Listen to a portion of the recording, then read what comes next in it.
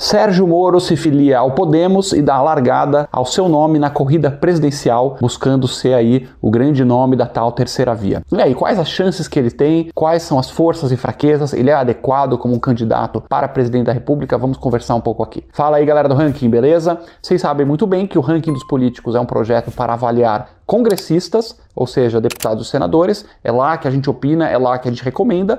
Nós não damos recomendação nenhuma para presidente da República, nem para assuntos de judiciário ou outros poderes, mas fazemos nossas análises políticas aqui com o máximo de isenção que a gente conseguir, dando subsídios para que você forme a sua própria opinião. Então, certamente nós nunca vamos apoiar um ou outro candidato, mas sim podemos avaliar diversos, dar prós e contras, como acabamos de fazer com o governo Jair Bolsonaro, apresentando os prós e contras, e pretendemos fazer com diversos candidatos possíveis da terceira via. Acabei de fazer uma maratona aí de discursos do Sérgio Moro, tive presentemente escutando 2 discursos, um mais com empresários, outro mais com ativistas políticos, assisti ao discurso de filiação ao Podemos. Então, oficialmente não está ainda declarado para qual cargo o Sérgio Moro iria concorrer. Será que é Senado? Será que é presidência? Mas na prática, pelo jeito que ele está falando, está claríssimo, é presidência da República mesmo, e inclusive algumas pesquisas já preliminares colocariam o Sérgio Moro próximo dos 10%, que é bastante respeitável para quem está ainda quase um ano da eleição, começando a sua campanha agora, é certamente muito acima na partida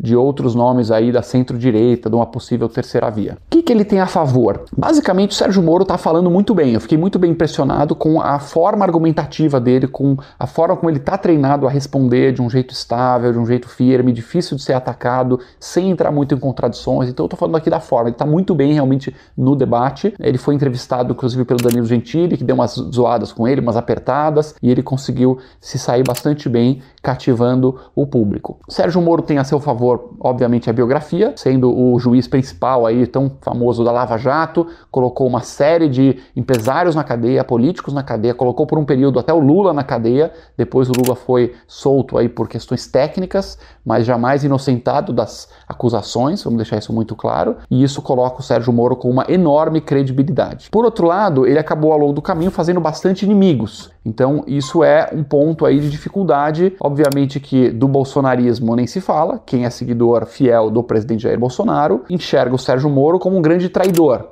Na visão do bolsonarismo, o Sérgio Moro é aquele cara que foi convidado para fazer um trabalho, saiu do governo atirando, traíra, dizendo que tinha um monte de provas e aí não mostrou prova nenhuma, falou, então vamos ver a reunião ministerial tal, que lá vai ter as provas. E lá não tinha prova nenhuma naquela reunião, segundo a visão bolsonarista. Tava lá o presidente da República falando um monte de baboseira como ele sempre fala, sendo sincero como ele sempre é, mas isso todo mundo já sabia, não é uma prova de crime. Então, para a visão do bolsonarismo, o Sérgio Moro não seria um cara possível de se considerar. Claro que se você é um seguidor não tão aguerrido do presidente Bolsonaro, você pode estar na dúvida e acabar migrando aí pro vagão do Sérgio Moro. Para centro-direita tem um apelo um pouco maior, pro pessoal que está desgostoso com o governo atual, porém, para a esquerda, Sérgio Moro encontra bastante barreiras, inclusive na centro-esquerda. Você tem uma esquerda petista hegemônica, que não vai sair do Lula, obviamente, vai estar lá com Lula. Não se sabe exatamente quanto que é essas pessoas, a pesquisa fala 30%, 40%, mas sempre dá uma inflada. E o brasileiro, de modo geral, tem uma minoria que é engajada politicamente, que acompanha, que tem aquele desejo mais efervescente. E é uma maioria que vai no sabor do momento, da opinião do vizinho, que vai nas benesses do governo. Então tem um pessoal mais fluido no meio. A verdade é que a eleição ainda está muito longe para a maioria do eleitorado, que está preocupado hoje com desemprego, com inflação e não está ainda muito pensando nessas questões. Então a viabilidade eleitoral do Moro vai depender bastante de quais são os outros nomes e quem que pode aglutinar outros possíveis nomes da tal terceira via. Pode ser um João Dória, pode ser um Eduardo Leite, que vai disputar com o Moro nessa primeira fase quem vai ser o grande nome da terceira via. Certamente uma coisa se sabe, se a tal terceira via tiver chance, ela só tem chance se tiver um nome único. Se tiver 5, 6 caras aí, ou mesmo se tiver 2 caras disputando, a chance é 0, porque você vai ter de um lado a esquerda bastante consolidada no Lula, do outro lado você tem um presidente da República, que é o tal do incumbent, na inglês eles falam incumbent, é o cara atual, e o atual sempre tem com a máquina pública, com o quanto ele aparece, com investimento, com auxílio emergencial, ele sempre tem um piso aí mínimo de 20 a 25% dos votos. Então a terceira via teoria, para se viabilizar, conseguir uma vaga no segundo turno, precisa ultrapassar essa barreira,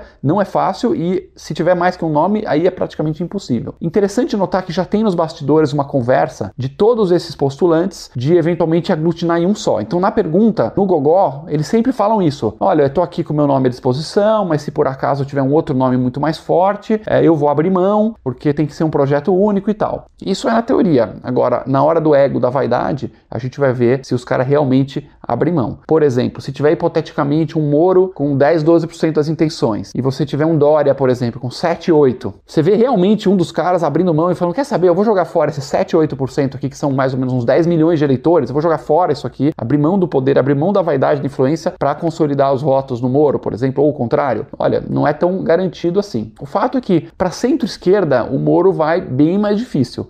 Porque se você conversar com muita gente de centro-esquerda, aos olhos deles, Moro é, não vou dizer o demo, porque o demo é o Bolsonaro para eles, né? Então o Moro é o cara que viabilizou o demônio. Vamos tentar pensar um pouco a cabeça da centro-esquerda para entender um pouco como eles estão pensando. Para eles, Bolsonaro é o demônio na Terra, acabou. É o fim do mundo. Eles falam, cara, como é possível estar sendo governado por esse cara? Ah, como é que esse cara chegou lá? Esse cara chegou lá porque o líder das pesquisas em 2018, que era o Lula, foi impedido de concorrer e foi preso. Ah, e quem prendeu o Lula? Sérgio Moro. Na cabeça deles, de forma parcial. Ou seja, o que era a cabeça deles? Ah, o Sérgio Moro tava louco para prender o Lula, fez bate-bola com a promotoria, fez todo um joguinho, ao invés de ser um juiz imparcial, neutro, que tá isento, que tá indiferente ao resultado, que fala, ó, eu julgo todo mundo como se eu não soubesse quem é ninguém, tô nem aí. Segundo essa visão, o Sérgio Moro entrou no campo, em vez de ser juiz, entrou no campo para jogar junto com a promotoria. Claro que é uma baboseira, porque depois que o Moro condenou, teve um tribunal de 3 desembargadores que confirmou a decisão, depois foi pro STJ que confirmou a decisão, depois teve mais uma juíza do Paraná que recusou os recursos do Lula e confirmou a decisão. Então não tem nem pé nem cabeça essa visão, mas eu estou narrando para vocês entenderem. Então esse pessoal enxerga o Moro como um cara parcial que botou o Lula na cadeia, alguns deles gostam do Lula, alguns não morrem de amores pelo Lula, estariam talvez abertos a ter um novo nome que não fosse o Lula, mas fala, pô, esse Sérgio Moro é o cara que nos ferrou e botou o Bolsonaro aí. E ainda por cima, depois de ser juiz, foi lá, tirou a camisa de juiz, botou a camisa de jogador Bolsonaro e entrou no governo. Então, quer dizer, é um cara parcial. Muito difícil migrar grandes votos aí da centro-esquerda para o Moro. Dória também é uma figura que não agrada a centro-esquerda. Eduardo Leite teria menos resistência a princípio, um cara assumidamente homossexual, então essa bandeira, sendo o primeiro homossexual, presidente, seria uma bandeira que o pessoal iria simpatizar. E claro, Eduardo Leite é um político que, apesar de sim ter feito boas reformas no Rio Grande do Sul, gerido bem, foi bem avaliado, fez bastante redução de julgamento do Estado, ele não se declara liberal, ele fala abertamente, eu não sou liberal, eu sou social-democrata, então isso teria menos resistência nesse segmento da população. Resumindo, pessoal, quais são as viabilidades eleitorais do Moro? Obviamente é muito cedo para falar. Ele disparou bem, está falando bem, está se comunicando bem, criou um discurso consistente e se ele continuar crescendo nas pesquisas, 10, 12, 13, 15, não deixar nenhum outro postulante chegar perto, ou Mandetta, ou Pacheco, ou Dória, ou Leite, ou qualquer um que for, e aí vai haver uma grande pressão para os demais desistirem, e pode ser que ele seja bastante viável, com os demais saindo e consolidando no nome dele aí a terceira via. Se você gostou desse vídeo, siga o Ranking dos Políticos nas redes sociais.